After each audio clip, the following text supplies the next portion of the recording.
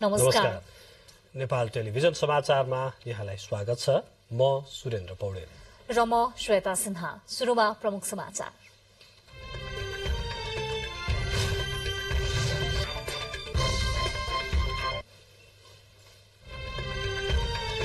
र आजका प्रमुख समाचारहरूको कुरा गर्नुपर्दाखेरि नवनियुक्त प्रधानमन्त्री पुष्पकमल दाहाल प्रचण्डले शपथ लिनु भएको छ र यो सँगसँगै आज भर्खरै केही बेर अघि मात्रै सिंहदरबारमा उहाँले पदभार ग्रहण पनि गरिसक्नु भएको छ र मन्त्री परिषद बैठक बस्ने तयारी पनि भइरहेको छ। आजको प्रमुख समाचारमा यो मुख्य समाचार रहेको छ।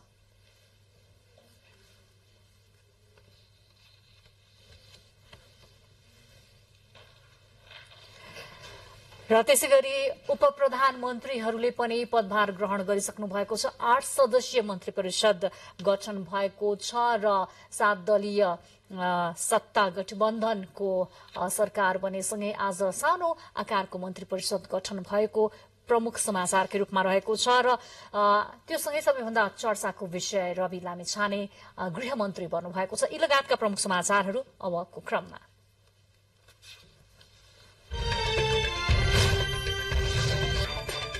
राष्ट्रपति भण्डारीद्वारा नवनियुक्त प्रधानमन्त्री पुष्पकमल दाहाल प्रचण्डलाई पद तथा गोपनीयताको शपथ। 3 उपप्रधानमन्त्री सहित 8 सदस्यीय मन्त्रीमण्डल गठन। प्रधानमन्त्री पुष्पकमल दाहाल प्रचण्डद्वारा प्रधानमन्त्रीको पदभार ग्रहण। आजै मन्त्री परिषदको बैठक बस्दै।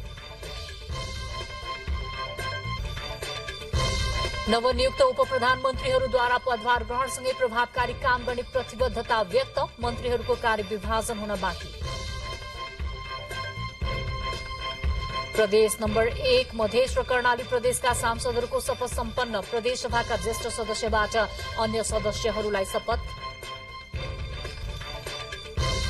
अमेरिका र क्यानाडामा व्यापक हिमपात र हिम आँधी। 38 जनाको मृत्यु। जनजीवन अस्त-व्यस्त। जापानमा पनि हिमपातका कारण 17 जनाको ज्यान गयो। र नेपाल T20 लीगको पहिलो खेलमा फार वेस्टर्न युनाइटेड विजयी। दोस्रो खेलमा विराटनगरलाई हराउँदै जनकपुर रोयल्सले दर्ता गर्यो लगातार दोस्रो जित।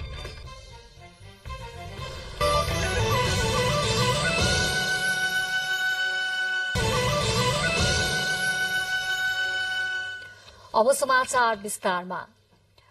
नवनियुक्त प्रधानमन्त्री तथा मन्त्री परिषदका सदस्यहरूले पद तथा गोपनीयताको शपथ ग्रहण गर्नुभएको छ। राष्ट्रपति भवन शीतल निवासमा आयोजित कार्यक्रममा राष्ट्रपति विद्यादेवी भण्डारीले प्रधानमन्त्री पुष्पकमल दाहाल प्रचण्ड, उपप्रधानमन्त्रीहरू र मन्त्रीहरूलाई छुट्टा छुट्टै शपथ गराउनु भएको हो।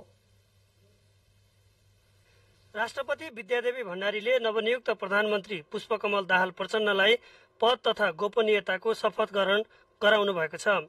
राष्ट्रपति भवन शीतल निवासमा आयोजित विशेष समारोहमा राष्ट्रपति भण्डारीले नेकपा माओवादी केन्द्रका अध्यक्ष तथा प्रतिनिधि सभाका सदस्य प्रचण्डलाई नेपालको 44औं प्रधानमन्त्रीका रूपमा पद तथा गोपनीयताको शपथ गराउनु भएको हो।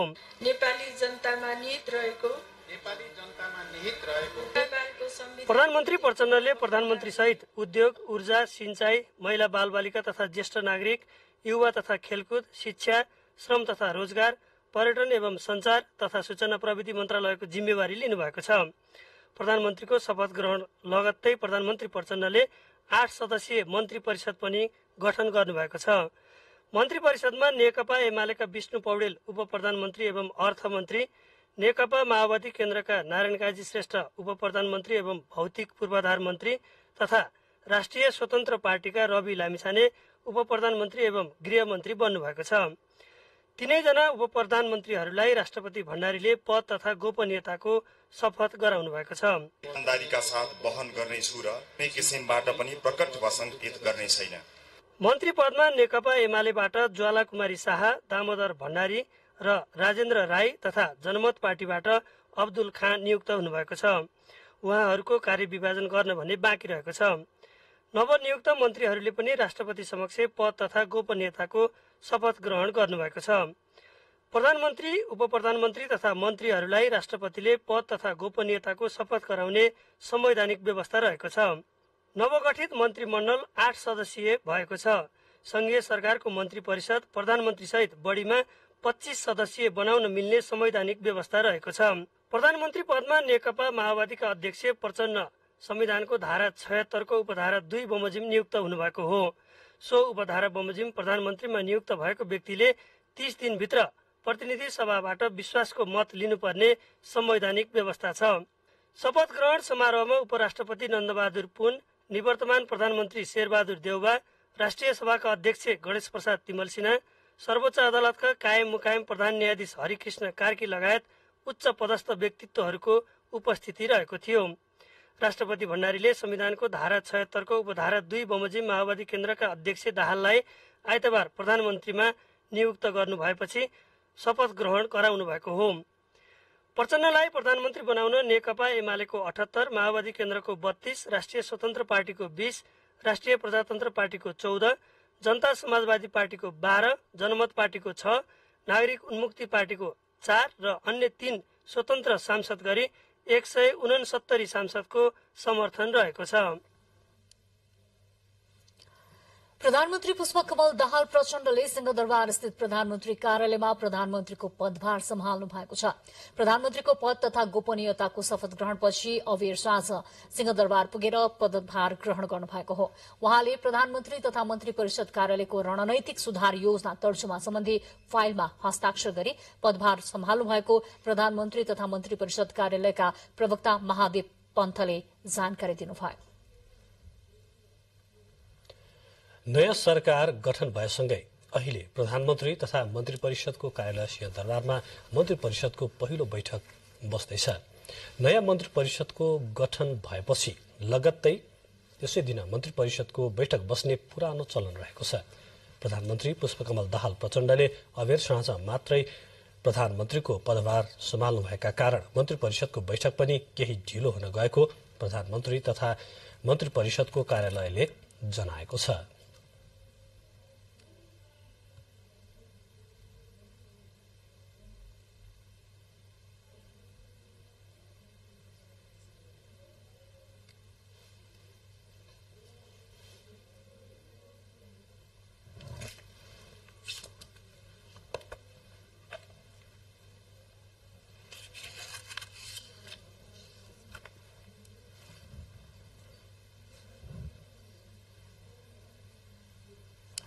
यसैबीचमा हामीसँग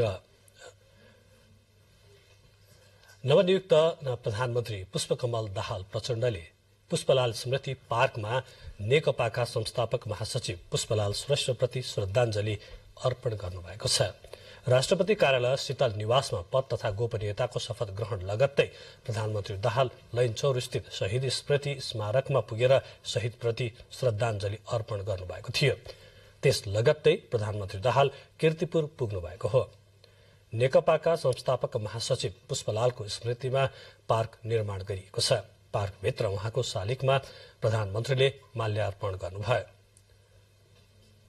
यस्तै प्रधानमन्त्री दाहालले नेकपा माओवादी केन्द्रको केन्द्रीय कार्यालय पेरिस डाँडामा रहेको शहीद तथा बेपत्ता स्मृति स्तम्भमा माल्यार्पण गर्नुभएको छ।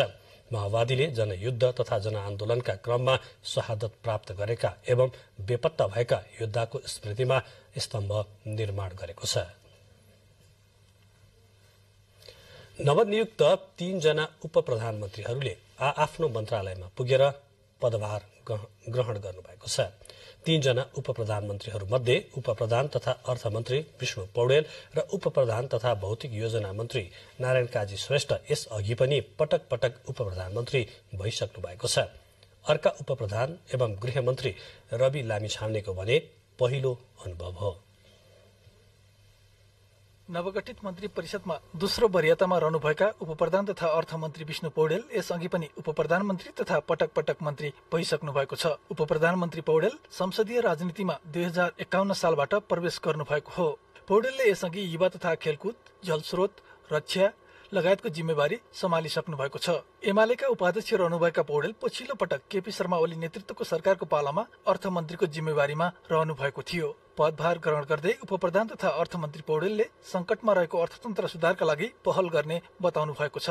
मुलुकका अर्थतन्त्रका सामुन्नेमा देखा परेका चुनौतीहरू काबू भएका छैनन्, तिनलाई समाधान गर्न सकिन्छ र राष्ट्रिय अर्थतन्त्रलाई एउटा सबल ढङ्गले अगाडि बढाउन सकिन्छ भन्ने कुरामा विश्वस्त हुँदै अर्थ मन्त्रालयका सबै सकारात्मक प्रयासहरूमा सहयोग गर्नका लागि रचनात्मक ढङ्गले सुझाव सल्लाह दिनका लागि र चाहिँ त्यस रूपमा भूमिका निर्वाह गर्नका लागि सबैसँग पनि म हार्दिक रूपमा आग्रह गर्न चाहन्छु। नेकपा माओवादी केन्द्रबाट उपप्रधान तथा भौतिक पूर्वाधार तथा यातायात मन्त्री बन्नुभएका नारायण काजी श्रेष्ठ यसअघि पनि उपप्रधानमन्त्री भइसक्नु भएको छ। माओवादी केन्द्रका वरिष्ठ उपाध्यक्ष समेत रहनुभएका श्रेष्ठ राष्ट्रिय सभाका सदस्य हुनुहुन्छ। यसअघि परराष्ट्र मन्त्रालय र गृह मन्त्रालयको जिम्मेवारी समेत सम्हालिसक्नु भएको छ। सिंहदरबारमा कार्यभार सम्हाल्दै उपप्रधानमन्त्री श्रेष्ठले भ्रष्टाचार नियन्त्रण र सुशासन कायम गर्न आफ्नो प्रयास रहने बताउनुभयो। नेपालको सामाजिक आर्थिक संरचनाको गुणात्मक फड्कोमा निर्णायक भूमिका रहन्छ भन्ने कुरा तपाईलाई थाहा छँदैछ। त्यो दिशामा अहिलेसम्म जति योजनागत रूपमा कामहरू भएका छन् त्यसको समीक्षा गरेर हामीले यसलाई गुणात्मक तीव्रताका साथ अगाडि बढाउने ढङ्गले योजना बनाउँछौँ र कार्यक्रममा लैजान्छौँ। उपप्रधानमन्त्री तथा गृहमन्त्रीको जिम्मेवारी सम्हाल्नुभएका रवि लामिछाने राष्ट्रिय स्वतन्त्र पार्टीको सभापति हुनुहुन्छ। गत मङ्सिर 4 मा सम्पन्न निर्वाचन अघि मात्रै राजनीतिक दल स्थापना गरी निर्वाचनमा होमिनुभएका पूर्व सञ्चारकर्मी लामिछाने पहिलो प्रयासमै उपप्रधानमन्त्री एवं गृहमन्त्री बन्नुभएको छ। उपप्रधान तथा गृहमन्त्री लामिछानेले शपथ ग्रहण गरे लगत्तै गृह मन्त्रालयमा पुगेर पदभार ग्रहण गर्नुभयो। पत्रकारसँग कुरा गर्दै उपप्रधानमन्त्री लामिछानेले मन्त्री परिषदमा प्रभावकारी भूमिका निर्वाह गर्ने बताउनु भएको छ। सबैलाई बराबर ढङ्गले हेरेर कुनै विभेद नगरिकन न्याय सम्पादन गर्ने, कार्य सम्पादन गर्ने अधिकार आजैबाट छ, जहिले पनि छ। चाहे म हुँ, चाहे अरू कोही हो, चाहे क्याबिनेटका कोही मन्त्रीहरू हुन्, सचिवज्यूहरू हुनुहुन्छ, कर्मचारीहरू हुनुहुन्छ, कसैसँग विभेद नगरिकन स्वतन्त्र ढङ्गले हरेक कुराको निष्पक्ष छानबिन गर्ने अधिकारमा मेरो सहयोग बाहेक कुनै पनि किसिमको इन्टरफेरेन्स हुँदैन। 8 सदस्यीय मन्त्री परिषदमा नियुक्त हुनुभएका 3 उपप्रधानमन्त्री बाहेक अन्य मन्त्रीहरूको भने जिम्मेवारी तोकिएको छैन। मन्त्रीहरू ज्वाला कुमारी शाह, दामोदर भण्डारी, राजेन्द्र कुमार राई र अब्दुल खानको कार्यविभाजन भने केही समयपछि गरिने बताइएको छ। बुलेटिनमा समाचारहरूको क्रम जारी छ। अहिलेलाई केही बेर विज्ञापनको पालो। अब बाँकी समाचार। नवनियुक्त प्रधानमन्त्री पुष्पकमल दाहाल प्रचण्डलाई भारतीय प्रधानमन्त्री नरेन्द्र मोदीले बधाई दिनुभएको छ। भारतीय प्रधानमन्त्रीले सामाजिक सञ्जाल मार्फत नेकपा माओवादी केन्द्रका अध्यक्ष प्रधानमन्त्रीमा नियुक्त हुनुभएकोमा बधाई दिनुभएको हो। मोदीले भारत र नेपाल बीच अद्वितीय गहिरो सांस्कृतिक सम्बन्ध र जनता बीचको न्यानो सम्बन्ध रहेको उल्लेख गर्दै यस खालको मित्रतालाई अझै मजबुत बनाउन आफू नेपालसँग मिलेर काम गर्न तत्पर रहेको बताउनु भएको छ। यसैगरी चीनले नवनियुक्त प्रधानमन्त्री पुष्पकमल दाहाल प्रचण्ड नेतृत्वको सरकारसँग सहकार्य गर्न तयार रहेको प्रतिक्रिया आजै सार्वजनिक गरेको छ। नियमित प्रेसमिटलाई सम्बोधन गर्ने क्रममा संचारकर्मीहरूको जिज्ञासालाई सम्बोधन गर्दै चीनिया विदेश मन्त्रालयले यस्तो धारणा सार्वजनिक गरेको हो। यसअघि नवनियुक्त प्रधानमन्त्री पुष्पकमल दाहाल प्रचण्डलाई नेपाल स्थित चीनिया राजदूतावासले पनि बधाई दिएको थियो। नेकपा माओवादी केन्द्रका अध्यक्ष पुष्पकमल दाहाल प्रचण्ड तेस्रो पटक प्रधानमन्त्री बन्नु भएसँगै उहाँको जन्मगाउँ कास्कीको अन्नपूर्ण गाउँपालिका स्थित ढिकुर पोखरीमा खुशियाली छाएको छ। आफ्नै गाउँको छोरो देशको कार्यकारी प्रमुखमा तेस्रो पटक नियुक्त हुन सफल भएको र त्यसले समग्र कास्कीकै प्रतिष्ठा बढ़ाएको भन्दै उनीहरूले खुशियाली मनाएका हुन्। प्रचण्ड प्रधानमन्त्री नियुक्त भएसँगै अब देशको विकासका साथै कास्की र समग्र अन्नपूर्ण गाउँपालिकाको विकास र समृद्धि हुने अपेक्षा बढ़ेको ढिकुर पोखरीवासीको भनाइ छ। प्रधानमन्त्री प्रचण्डको जन्म अन्नपूर्ण गाउँपालिका वडा नम्बर 1 ढिकुर पोखरी स्थित लेवाडेमा भएको थियो। यसअघि सत्ता गठबन्धनको बैठकले सत्तामा सहभागी हुने मन्त्रीको नाम टुङ्गो लगाएको छ। संसद भवन नयाँ बानेश्वरमा बसेको गठबन्धन बैठकले प्रधानमन्त्री पुष्पकमल दाहाल प्रचण्ड सहित शपथका लागि मन्त्रीको नाम टुङ्ग्याएको थियो। बैठकमा प्रधानमन्त्री पुष्पकमल दाहाल प्रचण्ड सहित नेकपा एमालेका अध्यक्ष केपी शर्मा ओली, पूर्व प्रधानमन्त्री बाबुराम भट्टराई, राष्ट्रिय स्वतन्त्र पार्टीका अध्यक्ष रवि लामिछाने, राप्रपाका अध्यक्ष राजेन्द्र लिङदेन, जनमत पार्टीका अध्यक्ष सीके राउत, जनता समाजवादीका अध्यक्ष उपेन्द्र यादव लगायतका नेता सहभागी हुनुहुन्थ्यो। यसैबीचमा माओवादी केन्द्रका अध्यक्ष पुष्पकमल दाहाल प्रचण्डलाई प्रधानमन्त्री बनाउन समर्थन गर्ने घटक मध्ये एक राष्ट्रिय प्रजातन्त्र पार्टी राप्रपाले आफ्नो दल तत्काल सरकारमा नजाने बताएको छ। आज प्रधानमन्त्रीको शपथ अघि बसेको सत्ता गठबन्धन आबद्ध दलहरूको सर्वदलीय बैठकमा राप्रपा अध्यक्ष राजेन्द्र लिङदेनले आफूहरू सरकारमा नजाने जानकारी गराउनु भएको हो। बैठकपछि सञ्चारकर्मीहरूलाई संक्षिप्त प्रतिक्रिया दिनुहुँदै उहाँले सरकार गठनमा समर्थन मात्र गरेको तर सरकारमा सहभागी नहुने बताउनुभयो। प्रदेश 1 का प्रदेश सांसदहरूले पद तथा गोपनीयताको शपथ ग्रहण गर्नुभएको छ। प्रदेश नम्बर 1 का ज्येष्ठ सदस्य गयानन्द मण्डल गनगाईले शपथ ग्रहण गरिसकेपछि प्रदेश नम्बर 1 का 92 जना प्रदेश सांसदहरूलाई पद तथा गोपनीयताको शपथ ग्रहण गराउनुभयो। प्रदेशसभा भवनमा आयोजित शपथ ग्रहण समारोहमा प्रदेशका उच्च पदस्थ कर्मचारीहरू, सुरक्षा निकायका प्रमुखहरू, सञ्चारकर्मी र विभिन्न राजनैतिक दलका नेताहरूको उपस्थिति रहेको थियो। प्रदेश सभाका 6 जना प्रदेश सांसदहरूले भने आफ्नै किसिमले बनेको छ र गएको निर्वाचनमा मतदानको जस्तो प्रकृति देखियो, परिणाम जस्तो देखियो त्यसलाई समेटेको छ यो मन्त्री परिषदले र एउटा आशा जगाएको छ। हामी भर्खरै पहिलो बैठक सक्यौं र हामीले यो बैठकमा पनि सबभन्दा पहिलो कुरा त नेपालको अर्थतन्त्रको स्थिति जसरी जटिल र चुनौतीपूर्ण दिशातिर छ त्यसलाई सुधार्ने प्रभावकारी उपायमा केन्द्रित भएर अगाडि बढ्ने कुरा पहिलो निर्णय, सुशासनतिर चाहिँ गम्भीर ढंगले अगाडि बढ्ने कुरा र जनताले ठाउँ ठाउँमा पाइरहेका शास्ति र दुःखहरूलाई कम गराउने बारे जस्तो यो राहदानी सम्बन्धी या चाहिँ पासपोर्ट के अरे ऊ सम्बन्धी, लाइसेन्स सम्बन्धी इत्यादि विषयमा लामा लामा लाइन र पीडा जो देखिएको छ त्यो विषयमा केन्द्रित भएर हामीले समयभित्रै यसलाई नियन्त्रण गर्ने या यसलाई प्रभावकारी ढंगले जनतालाई सेवा दिने किसिममा हामी केन्द्रित भएका छौं। साथसाथै हामीले अब प्रतिनिधि सभाको बैठक बोलाउने बारेमा पनि निर्णय गरेका छौं। हामीले अब गम्भीर रूपले देशका अगाडि रहेका जनताका समस्याहरूलाई सम्बोधन गर्न केन्द्रित हुने संकल्प गरेका छौं। तपाईमा हुटहुटी होला, केही न केही गरेर देखाउने त्यो चुनौती पनि छ, तपाईले गर्नै पर्ने छ।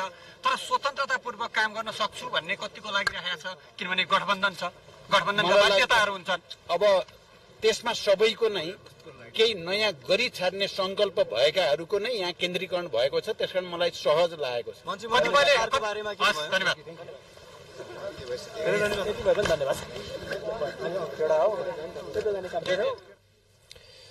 नवगठित मन्त्री परिषदको पहिलो बैठक भर्खरै सिंहदरबारमा सम्पन्न भएको छ र भर्खरै नवनिर्वाचित प्रधानमन्त्री प्रचण्डले मन्त्री परिषद बैठकको निर्णयबारे सञ्चारकर्मीहरूलाई जानकारी गराइरहनु भएको थियो। जानकारी गराउने क्रममा प्रधानमन्त्री प्रचण्डले सुशासनमै केन्द्रित भएर त्यसको लागि सरकार गम्भीर भएर लाग्ने निर्णय मन्त्री परिषदले गरेको जानकारी गराउनु भएको थियो भने यसै गरी जनताले जुन किसिममा दुःख कष्ट र पीडा पाइरहेका छन्, विशेष गरी राहदानीको उहाँले प्रसङ्ग उल्लेख गर्नुभएको थियो। राहदानी लगायत मूल्य वृद्धि लगायत दैनिक रूपमा जनताले भोगिरहेका जुन पीडा छन् यो पीडालाई कम गराउनलाई तत्काल मन्त्री परिषदले कदम चाल्ने विषयमा उहाँले जानकारी गराउँदै हुनुहुन्थ्यो। त्यस विषयमा निर्णय गरेको मन्त्री परिषदले यसै गरी प्रतिनिधि सभाको बैठक तत्काल बोलाउने विषयमा पनि मन्त्री परिषद बैठकमा छलफल भएको उहाँले जानकारी गराउनु भएको थियो र देश र जनतालाई राहत दिने, तत्काल राहतको अनुभूति गर्ने गरी सरकारले निर्णयहरू गर्ने र त्यसमा अघि बढ्ने जानकारी प्रधानमन्त्री प्रचण्डले मन्त्री परिषद बैठकपछि जानकारी गराउँदै हुनुहुन्थ्यो र हाम्रा सहकर्मीद्वय केशवराज विष्ट यसै गरी शंकर बुढाथोकीले त्यहाँबाट यो प्रत्यक्ष रूपमा जानकारी गराउनु भएको थियो। अब बाँकी समाचार क्रम। मध्य प्रदेश सभाका लागि निर्वाचित प्रदेश सभा सदस्यहरूको शुक्रबार शपथ ग्रहण हुने भएको छ। आज प्रदेश सभा सचिवालयमा बसेको सर्वपक्षीय बैठकमा पुष 15 गते शुक्रबार 2 बजे 107 जना प्रदेश सभा सदस्यहरूको शपथ ग्रहण गर्ने कार्यक्रम तय गरिएको हो। सर्वप्रथम ज्येष्ठ प्रदेश सभा सदस्य गोविन्द बहादुर न्यौपानेलाई प्रदेश सभाका प्रदेश प्रमुख हरिशंकर मिश्रले शपथ ग्रहण गराउने र त्यसपछि ज्येष्ठ सदस्य न्यौपानेले बाँकी 106 जना सदस्यहरूलाई शपथ ग्रहण गराउने कार्यक्रम बनेको छ। यसै गरी कर्णाली प्रदेश सभाका नवनिर्वाचित सदस्यहरूद्वारा आजै पद तथा गोपनीयताको शपथ लिनुभएको छ। कर्णाली प्रदेश सभाका ज्येष्ठ सदस्य विनोद कुमार शाहले आज दिउँसो प्रदेश सभा सदस्यहरूलाई पद तथा गोपनीयताको शपथ गराउनु भएको हो। प्रदेशसभा सदस्य निर्वाचन ऐन 2074 को दफा 75 बमोजिम कर्णाली प्रदेशसभाको सदस्य पदमा निर्वाचित ज्येष्ठ सदस्य शाहले निर्वाचित अन्य सदस्यहरूलाई शपथ गराउनु भयो। 66 वर्षीय ज्येष्ठ सदस्य शाहलाई कर्णाली प्रदेश प्रमुख तिलक परियारले आजै शपथ ग्रहण गराउनु भएको थियो। उहाँले सभामुख र उपसभामुखको निर्वाचन नहुन्जेलसम्म सभामुख भएर अध्यक्षता ग्रहण गर्नुहुने जनाइएको छ। कर्णाली प्रदेशसभामा 24 प्रत्यक्ष र 16 जना समानुपातिक गरी 40 प्रदेशसभा सदस्य रहनु भएको छ। बुलेटिनमा समाचारहरूको क्रम निरन्तर छन्। अहिलेलाई फेरि पालो भएको छ केही बेर विज्ञापनको। अब बाँकी समाचार।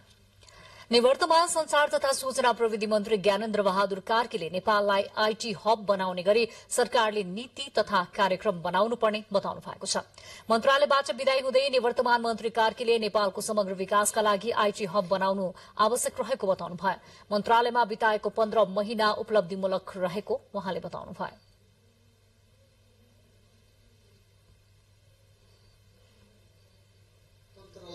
अरु सुदृढ गराएको छ। अब हाम्रो अगाडि अस्ति निर्वाचनबाट जनताले एउटा अभिमत दिएका छन्। त्यो अभिमत भनेको स्थायित्वको साथ मुलुकलाई अब विकास र समृद्धिको बाटोमा अग्रसर गराउनुपर्छ। मन्त्रालयका सचिव डाक्टर वैकुण्ठ अर्यालले डिजिटल नेपाल बनाउने उद्देश्यमा धेरै सफलता मिलेको बताउनु भयो। उहाँले मन्त्रालयले भने 95% डिजिटलाइज भएको बताउनु भयो। हुलाक सेवालाई आधुनिकीकरण गर्ने कामको शुरूआत भएको समेत उहाँको भनाइ थियो। कार्यालयलाई कम्प्लिटली डिजिटल बनाउन सक्यौं, सूचना प्रविधिमा आधारित बनाउन सक्यौं। 2078 साल असोज 22 गते मन्त्री कार्कीले संचार तथा सूचना प्रविधि मन्त्रालयको जिम्मेवारी सम्हाल्नु भएको हो। कानून मन्त्री समेत रहनुभएका कार्की औपचारिक कार्यक्रम आयोजना गरी सो मन्त्रालयबाट समेत विदाई हुनुभएको छ। यस्तै निवर्तमान अर्थमन्त्री जनार्दन शर्माले पनि अर्थतन्त्र सुधारोन्मुख भएको बताउनु भएको छ।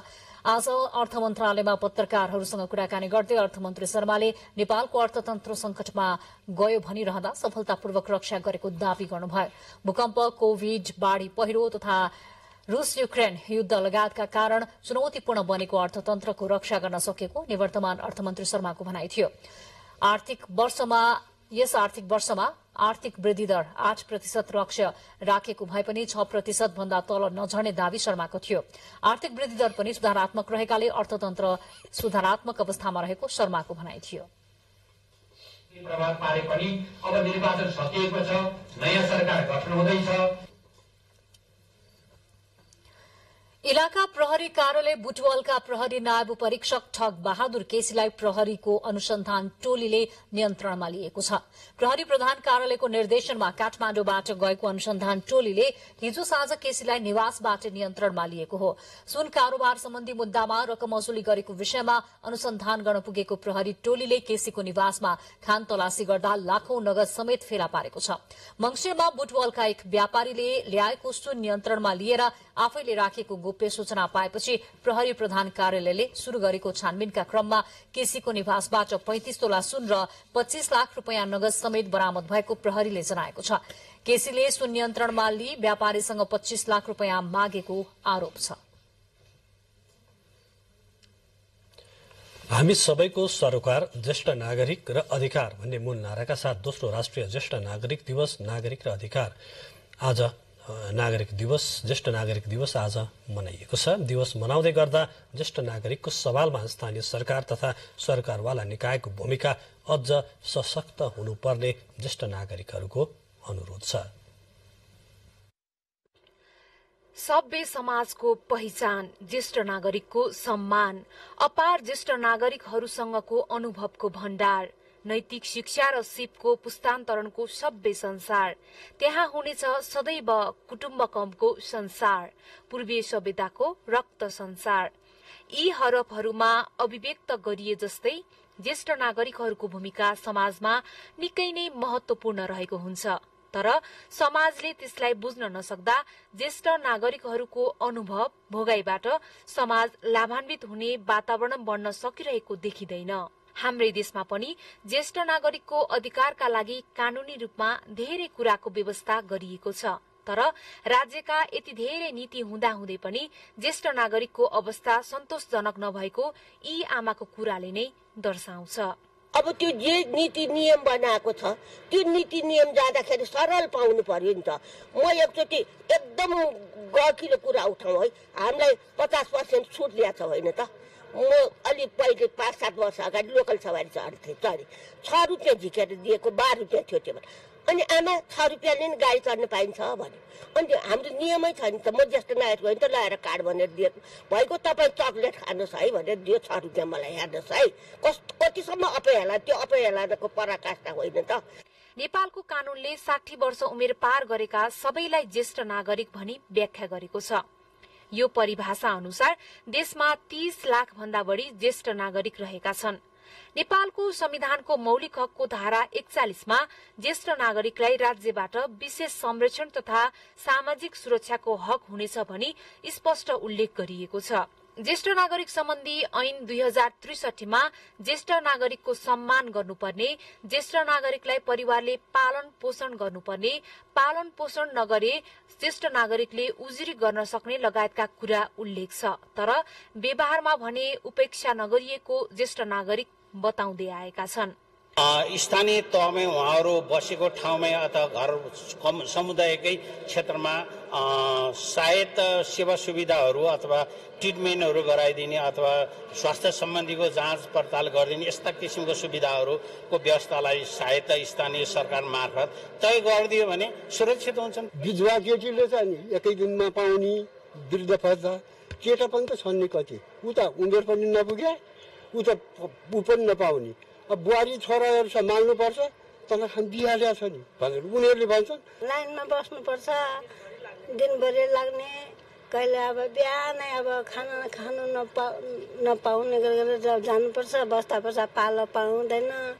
ज्येष्ठ नागरिक उमेरको गणना मात्र होइन, यो भोगाई र अनुभवको लामो श्रृंखला पनि हो। राज्यको समग्र सामाजिक विकासमा ज्येष्ठ नागरिकहरूलाई समाहित गराउन सके यसबाट समाज र देशले ठूलो उपलब्धि हासिल गर्न सक्ने जानकारहरू बताउँछन्। यसले पुस्तान्तरण र सामाजिक रूपान्तरणमा समेत सकारात्मक प्रभाव पार्ने बुझाइ धेरैको छ। क्यामेरामा शिव पंगेनीको साथमा मानवी बानिया, नेपाल टेलिभिजन, काठमाडौँ। सप्तरीका मिटर ब्याजीहरूलाई कार्यवाहीको माग गर्दै सदरमुकाम राजविराजमा मिटर ब्याजी संघर्ष समितिले प्रदर्शन गरेको छ। उनीहरूले प्रमुख जिल्ला अधिकारी भूपेन्द्र थापालाई ज्ञापन पत्र बुझाएका छन्।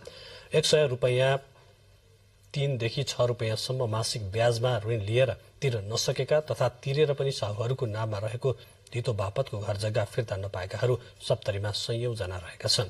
उनीहरूले आफ्नो घर जग्गा फिर्ता पाउँ भन्दै पैसा तिरेर पनि अदालतमा कागज लगाएर साहुहरूले दुःख दिँदै आएको गुनासो गरेका छन्।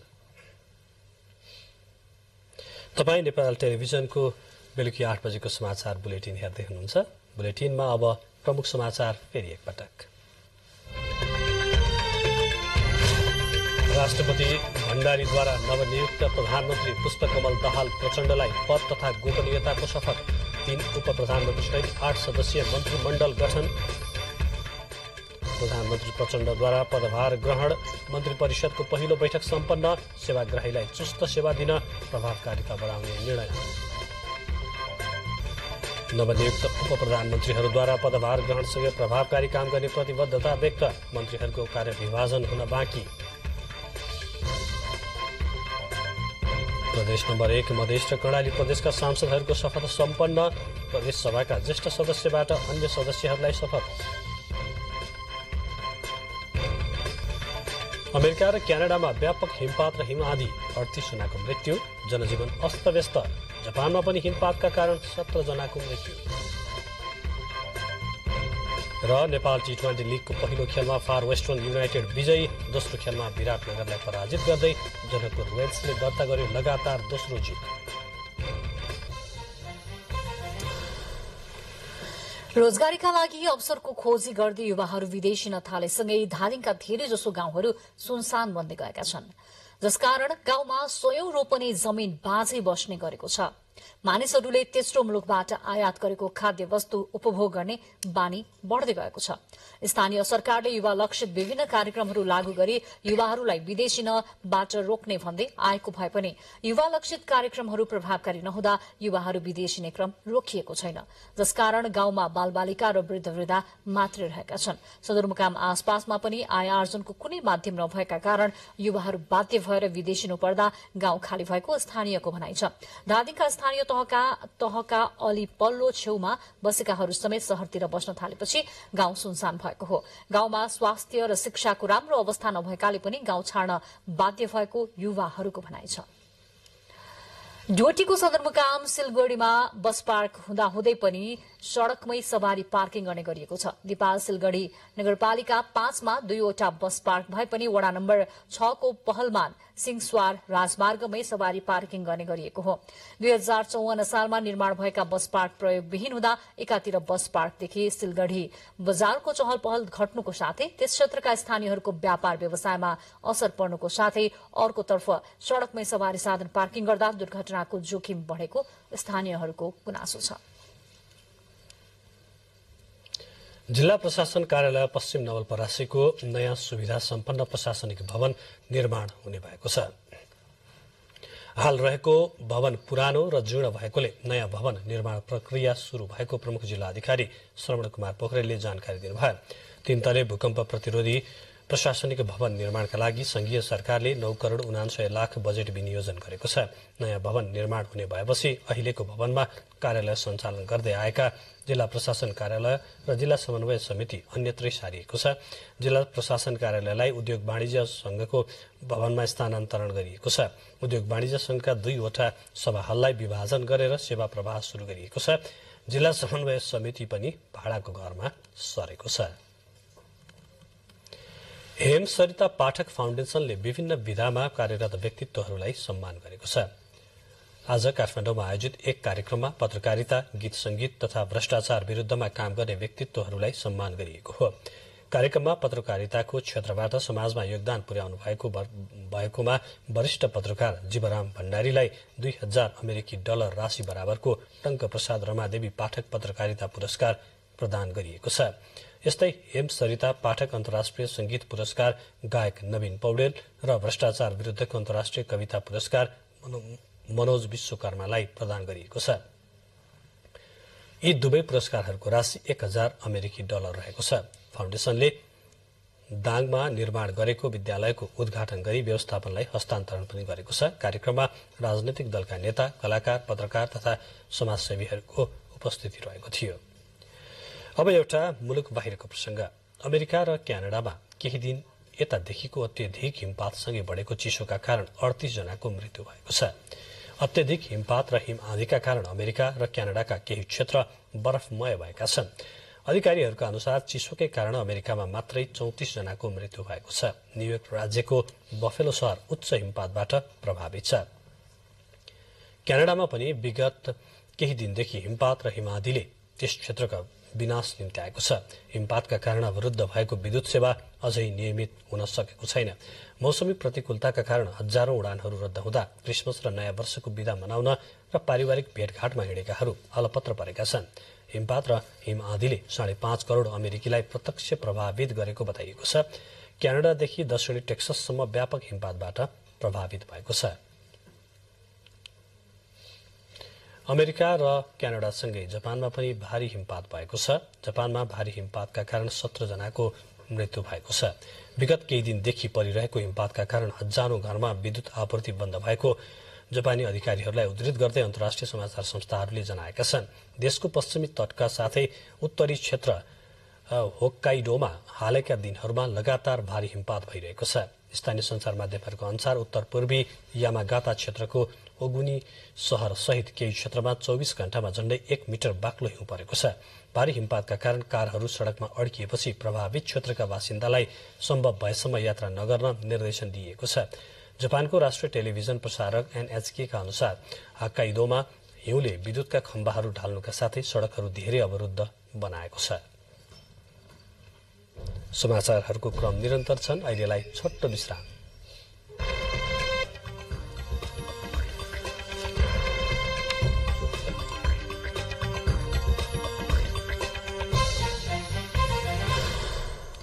हामीलाई भर्खरै प्राप्त जानकारी अनुसार मन्त्री परिषदको बैठकले उप प्रधानमन्त्री एवं अर्थमन्त्री विष्णु पौडेललाई सरकारको प्रवक्ता तोकेको छ। मन्त्री परिषदले अर्को व्यवस्था नभएसम्मका लागि उप प्रधानमन्त्री पौडेललाई प्रवक्ता तोकिएको जानकारी हामीलाई प्राप्त भएको छ।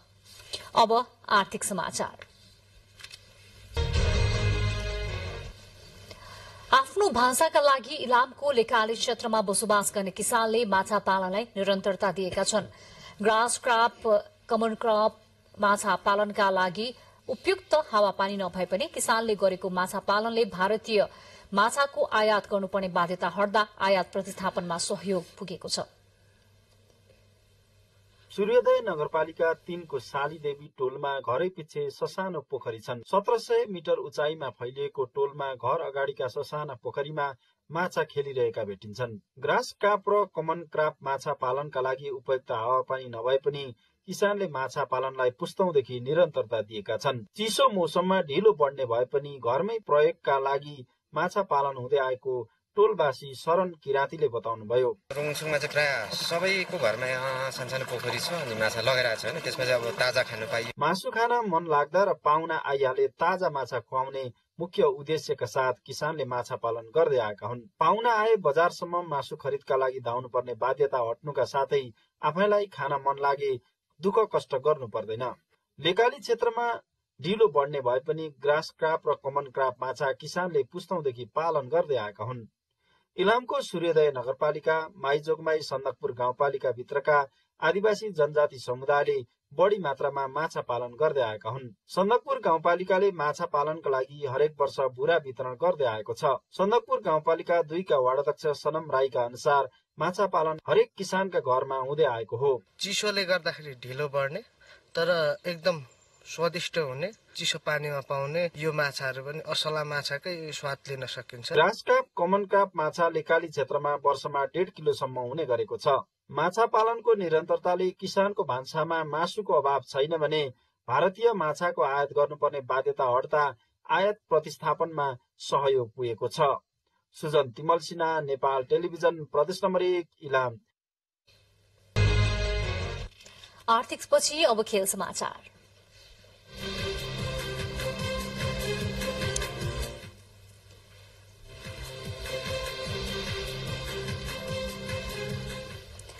त्रिवी क्रिकेट मैदान कीर्तिपुरमा भइरहेको पहिलो संस्करणको नेपाल टी20 लीगको आजको खेलमा फार वेस्ट युनाइटेड र जनकपुर रोयल्स विजयी भएका छन्। काठमाडौँ नाइट्सलाई 4 विकेटले पराजित गर्दै फार वेस्टर्नले पहिलो जित दर्ता गराए भने विराटनगर किङ्सलाई 5 विकेटले हराउँदै जनकपुर विजयी भए। 20 ओभरमा 9 विकेट गुमाएर 98 रन बनाएको काठमाडौँले दिएको 79 रनको लक्ष्य पछ्याएको फार वेस्टले 19.1 ओभरमा 6 विकेट गुमाएर लक्ष्य पूरा गर्यो। फार वेस्टको जितमा कप्तान हसमतुल्लाह शहीदीले अभिजित 50 रनको अर्धशतकीय इनिङ्स खेले। यो हारसँगै काठमाडौँ 2 खेलमा 2 अङ्कका साथ अङ्क तालिकाको तेस्रो स्थानमा रहेको छ भने फार वेस्ट 2 खेलमा 1 अङ्क सहित अङ्क तालिकाको चौथो स्थानमा रहेको छ। आज नै भएको दोस्रो खेलमा विराटनगरले दिएको 141 रनको लक्ष्य पछ्याएको जनकपुरले अन्तिम बलमा 5 विकेट गुमाएर लक्ष्य पूरा गर्यो। जनकपुरका लागि चार्विक वाल्टनले अभिजित 69 रनको अर्धशतकीय इनिङ्स खेले।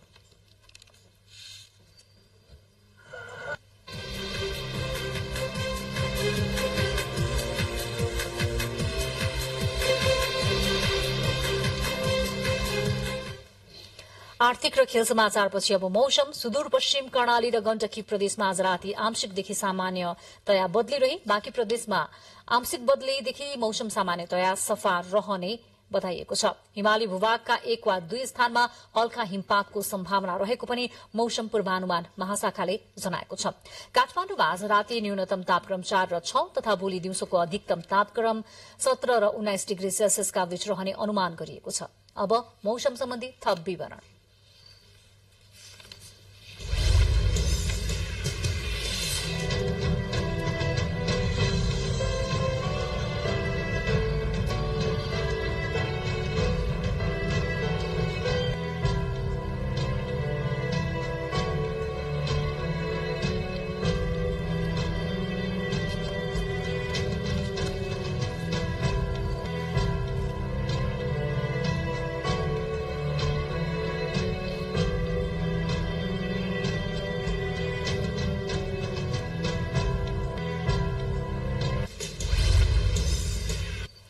बुलेटिनको अन्त्यमा प्रमुख समाचार पुनः एकपटक।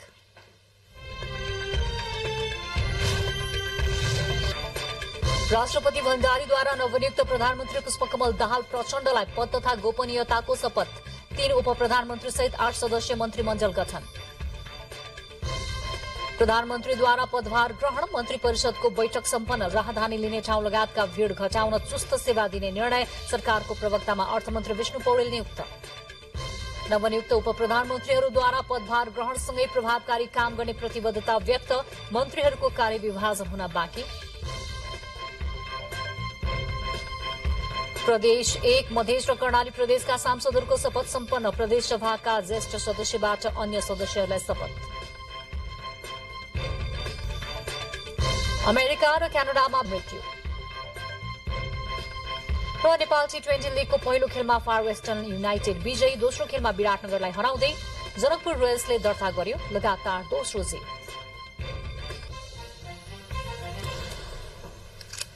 हवस् त समाचार अहिलेलाई सकिएको छ। हामी सबैलाई बिदा दिनुहोस्। नमस्कार।